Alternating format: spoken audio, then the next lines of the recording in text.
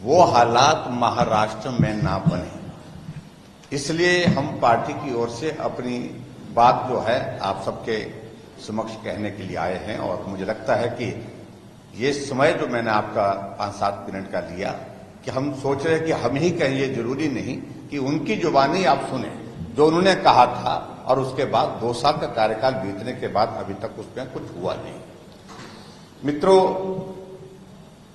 हिमाचल प्रदेश में विधानसभा के चुनाव से पहले 10 गारंटी कांग्रेस पार्टी ने की थी, जो आपने उनकी ही नेताओं की जुबानी यहां पर सुनी है। 2 वर्ष बीतने के बाद आज हिमाचल प्रदेश में एक भी गारंटी पूरी नहीं हो पाई है। कुछ दिन पहले हमने देखा कि हिमाचल के मुख्यमंत्री यहां पर आकर के महाराष्ट्र में कुछ जगह प्रेस कॉन्फ्रेंस की और कहा कि हमने गारंटियां पूरी कर ली, लेकिन वो हकीकत नहीं है, वो सच्चाई नहीं है। और आज हिमाचल प्रदेश इस बात को अनुभव कर रहा है कि झूठी गारंटियों के झांसे में आकर के बहुत बड़ा नुकसान कर दिया है। और आप सबके बीच में हम आप सबके माध्यम से महाराष्ट्र की प्रबुद्ध जनता से इसका विनम्र निवेदन करने के लिए आए हैं, जो हिमाचल प्रदेश में कांग्रेस की सरकार की झूठी गारंटियों की वजह से हालात बने, वो हालात महाराष्ट्र में ना बने। इसी तरह की बात कहने के लिए हम हरियाणा के अभी हाल ही में जो चुनाव हुए, चुनाव में गए थे, और मैं हरियाणा की जनता का अभिनंदन करता हूं। उन्होंने बड़ा साफ संदेश दिया कि झूठी गारंटी की वजह से जो कर्नाटक में और हिमाचल प्रदेश में जो हालात पैदा हुए हैं, वो हालात हरियाणा में नहीं पैदा होने देंगे। और भारतीय जनता पार्टी की सरकार को लगातार वहां पर तीसरी बार जिताया है। मित्रों, यहां जो गारंटी का जिक्र हुआ, 10 गारंटी दी थी। एक गारंटी, सबसे बड़ी गारंटी थी कि 18 से 60 साल की महिलाओं के लिए हम सरकार बनते ही कैबिनेट की पहली बैठक में 1500 रुपए हम उनको देने का ऐलान करेंगे, फैसला करेंगे। आज हिमाचल प्रदेश में 2 वर्ष बीत गए, लेकिन 2 वर्ष बीतने के बाद भी अभी तक जो है वो 1500 रुपए किसी महिला को नहीं मिले। उल्टा हिमाचल प्रदेश में यह किया कि गारंटी 1500 रुपए की दी, और उसमें से आइडेंटिफाई किया उनने कुछ नाम ऐसे जिनको सोशल सिक्योरिटी पेंशन पहले से लगती थी। किसी को 1000 मिलता था, किसी को 1200 रुपए मिलता था, और उसमें 200 रुपए डाल करके, और उसके अलावा कुछ जगह 1000 में 500 रुपए डाल करके उनको कहा कि आपकी गारंटी पूरी हो गई। अगर 1500 रुपए 18 से 60 साल की महिलाओं को देने की बात आती है तो हिमाचल की पॉपुलेशन के हिसाब से वो संख्या 22 लाख बनती है। लेकिन हिमाचल प्रदेश में अभी 22,000 महिलाओं को भी वो वादा पूरा नहीं हुआ। इस बात को मैं बड़ा स्पष्ट कह रहा हूं कि झूठ बोल करके वो सत्ता में है। और 300 यूनिट बिजली फ्री देने की बात कही है। आप देख रहे हैं कि चुनाव के जो इनके इंचार्ज थे वाघेल साहब, वो वहां पर हिमाचल प्रदेश में, और प्रियंका गांधी जी जो कैंपेन की जो इंचार्ज थी, सारा देख रही थी, 300 यूनिट बिजली फ्री देने की बात कही थी। और इसके विपरीत जहां भारतीय जनता पार्टी की सरकार में 125 यूनिट बिजली फ्री मिलती थी, जो गरीब परिवार हैं, जो मध्यम वर्ग के परिवार है, उनको फ्री मिलती थी, वो भी इन्होंने समाप्त कर दी। 300 यूनिट वादा किया था, लेकिन वो भी इन्होंने समाप्त कर दी, उसको भी खत्म कर दिया।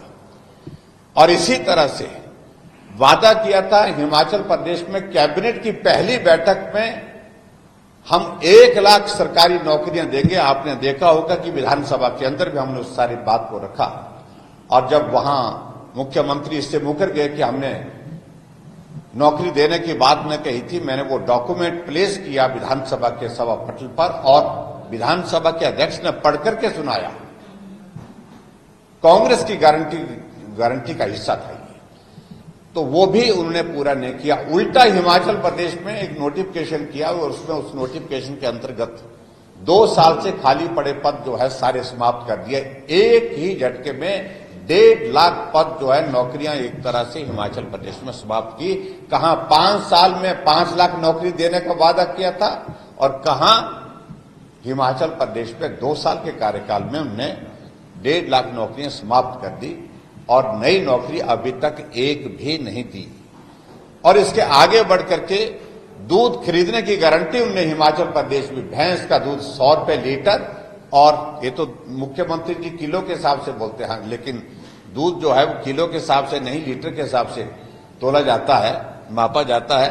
और उसमें भैंस का दूध 100 रुपए लीटर और गाय का दूध 80 रुपए लीटर देने की बात कही थी। वो गारंटी भी अभी तक धरी की धरी है, कुछ उस पर हुआ नहीं। एक गारंटी और दी थी कि हिमाचल प्रदेश में हम छत्तीसगढ़ की तर्ज पर, क्योंकि उन्होंने मॉडल कौन सा पिक किया था, वो छत्तीसगढ़ का गारंटी का मॉडल जो छत्तीसगढ़ का लिया था, हमने कहा कि हम 2 रुपए किलो गोबर खरीदेंगे।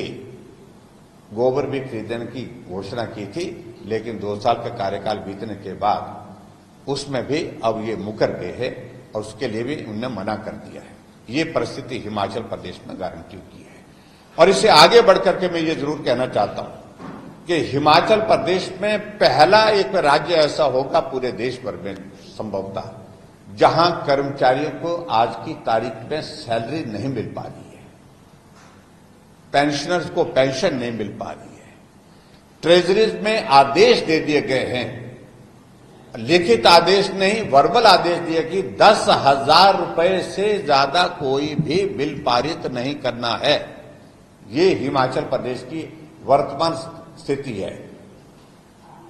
छोटे से कार्यकाल में ही कर्मचारी सड़कों पर है, ना डीए मिल रहा है, ना कुछ मिल रहा है, डेवलपमेंट के काम सारे रुके पड़े हैं। और उसी तरह से आगे बढ़कर हिमाचल प्रदेश में अगर हम बात कहें, हिमाचल के संदर्भ को इसलिए आप सबके सामने, क्योंकि आप महाराष्ट्र जो है वो चुनाव के दौर में से गुजर रहा है और इसलिए स्वाभाविक रूप से जो हालात हिमाचल में बने वो आपके महाराष्ट्र में ना बने, वो बहुत आवश्यक है।